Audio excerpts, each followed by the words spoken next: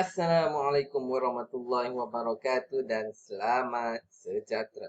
Okey, jadi untuk video kali ini kita masih lagi di dalam bab 4 iaitu nisbah kadar dan kadaran.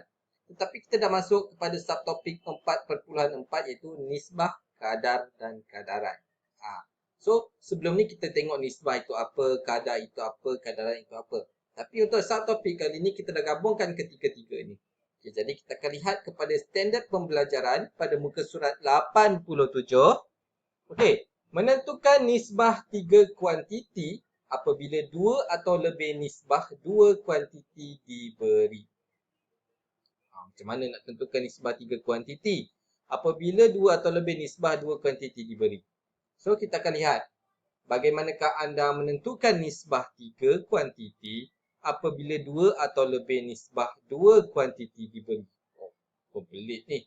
Apa benda yang tiga kuantiti, apa benda yang dua kuantiti, apa benda yang dia nak ni? Okey, so kita akan lihat kepada slide seterusnya. Kita lihat kepada contoh 9, okey. So apa yang kita nak adalah dia bagi dua nisbah. Tapi kita nak kena buat nisbah yang mengandungi tiga kuantiti. Okey. So macam soalan ni, jika P kepada Q sama dengan 7 kepada 3 dan Q kepada R sama dengan 3 kepada 5, cari nisbah P kepada Q kepada R. So daripada dua nisbah ni kita nak gabungkan dia jadi satu nisbah yang mempunyai tiga kuantiti. Okey. So macam mana? Jadi kita lihat, kita ada nisbah P kepada Q dan Q kepada R yang mana setiap dia punya nilai dia ada 7 kepada 3 dan 3 kepada 5. Kemudian dekat sini kita tengok P kepada Q, Q kepada R. Yang ada sama adalah Q. So kita ada Q. Dua-dua nisbah ni mempunyai Q. So kita dah dapat kenal pasti yang mana Q. Okey, ada yang sama Q. Dan dua-dua nisbah ini mempunyai nilai Q yang sama. Iaitu 3. So kita dah ada 3. Dua-dua nisbah yang sama. Dekat sini kita ada nisbah yang sama. So kita tak perlu nak ubah apa-apa. Kita just gabungkan dia jadi P kepada Q kepada R. Jadikan dia kepada P tadi 7, kekal 7. Q dah jadi 3. Q masih lagi 3. Dan R adalah 5. So maka kita punya nisbah P kepada Q kepada R adalah sama dengan 7 kepada 3 kepada 5. Mudah. Sangat mudah untuk ni. Okey, jadi kita akan lihat kepada contoh 10 pula. Okey, ini tak ada masalah sebab kita ada nisbah yang sama dan mempunyai kuantiti yang sama. Okey, jadi bagaimana kita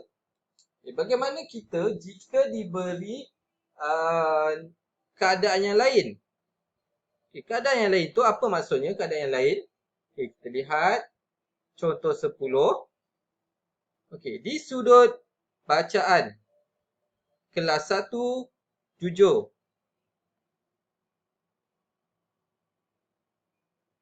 Nisbah bilangan buku cerita kepada bilangan buku rujukan ialah 2 kepada 5. Nisbah bilangan buku rujukan kepada bilangan majalah ialah 3 kepada 2. Cari nisbah bilangan buku cerita kepada bilangan buku rujukan kepada bilangan majalah. Okey, ini tengok. Okey, sekarang ni kita nak wakilkan katakanlah X kepada bilangan buku cerita. Okey, bilangan buku cerita kita ubah kepada X. Bilangan buku rujukan tukar kepada Y. Wakilkan saja. Okey, bilangan majalah kita wakilkan sebagai Z. So, kat sini kita ada nisbah bilangan buku cerita kepada bilangan buku rujukan dan juga bilangan buku rujukan kepada bilangan majalah. So, kita ringkaskan kepada X kepada Y dan Y kepada Z. Dan kita ada 2 kepada 5 dan 3 kepada 2. Dan kalau kita lihat dekat sini, dua-dua nisbah ni mempunyai bilangan buku rujukan iaitu Y. So, dua-duanya ada nilai Y. Tetapi, kalau macam contoh 9, nilai Y-nya adalah sama. Untuk keadaan ini, nilai Y tak sama. Yang satu ada 5, yang satu ada 3. Walaupun nilai X dan Z-nya sama, tapi kita kena bezakan nilai Y sebab dua-dua nisbah ni mempunyai bilangan buku rujukan. Cumanya nisbah dia tak sama. So, macam mana sekarang ni?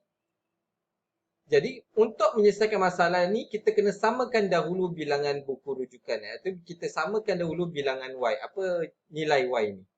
Okay, so dekat sini tukarkan nilai Y dalam kedua-dua nisbah kepada satu nombor yang sama dengan menentukan GSTK bagi 5 dan 3. So, apakah GSTK bagi 5 dan 3? Ini buat macam pecahan juga 5 dengan 3. So, GSTK yang sama. Okey, 5, 5, 3 tak boleh jadi 5. Okey. Kemudian ada 10, 10, 3 tak boleh jadi 10. Kemudian kita ada 15. Okey, cikgu akan menggunakan gandaan 5 ya. Sebab apa? 5 lebih besar daripada 3. So, 5, 10 tak boleh. Okey, 15. 15. Okey, 3 boleh jadi 15. So, kita akan jadikan nilai 15 lah. So, X kepada Y, Y kepada Z. Sekarang kita ada 2 kepada 5 dan 3 kepada 2. So, kita nak jadikan 5 jadi nilai 15.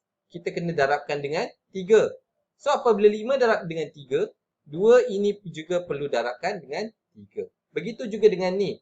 3 nak jadi 15 perlu darab 5. So, 2 yang ini pun kena darab 5. So, kita dah ada 2 darab 3 kepada 5 darab 3. Dan 3 kepada 5, 3 darab 5 kepada 2 darab 5. Okay.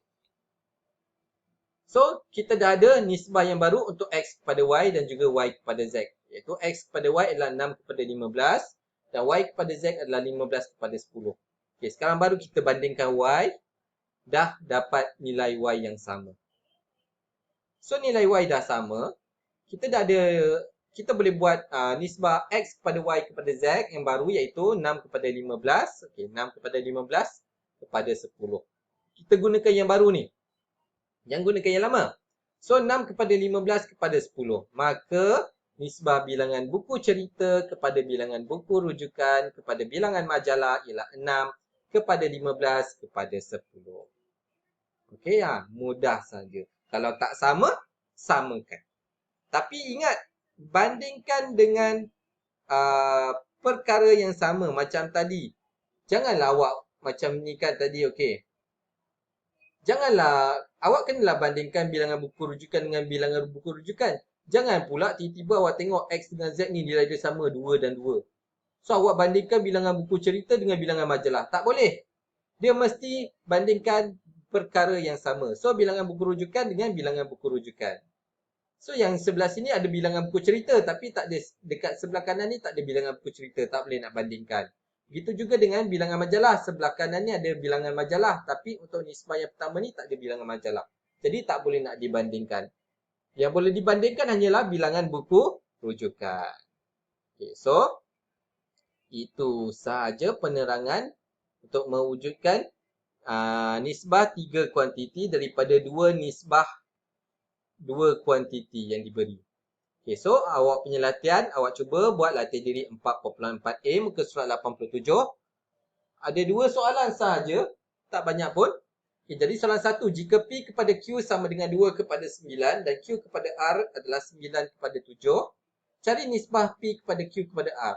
Ni tak susah, bandingkan. So, apa yang sama? Nisbah apa yang sama? Apa yang ada? PQ, QR. Yang mana yang ada? Yang ada dua-dua nisbah ni ada. Kemudian, bandingkan pula nilai yang tu. Okey, nombor 2. Sejumlah wang derma dibagikan kepada 3 buah rumah amal P, Q dan R. Nisbah wang derma yang diterima oleh rumah amal P kepada rumah amal Q ialah 2 kepada 3. Nisbah wang derma yang diterima oleh rumah amal Q kepada rumah amal R ialah 4 kepada 1. Cari nisbah wang derma yang diterima oleh rumah amal P kepada rumah amal Q kepada rumah amal R. So, ini pun dia bagi 2 nisbah yang ada perkara yang sama, iaitu rumah amal Q. So, selamat mencuba. Latihan diberikan. Sekian sahaja untuk video kali ini. Terima kasih.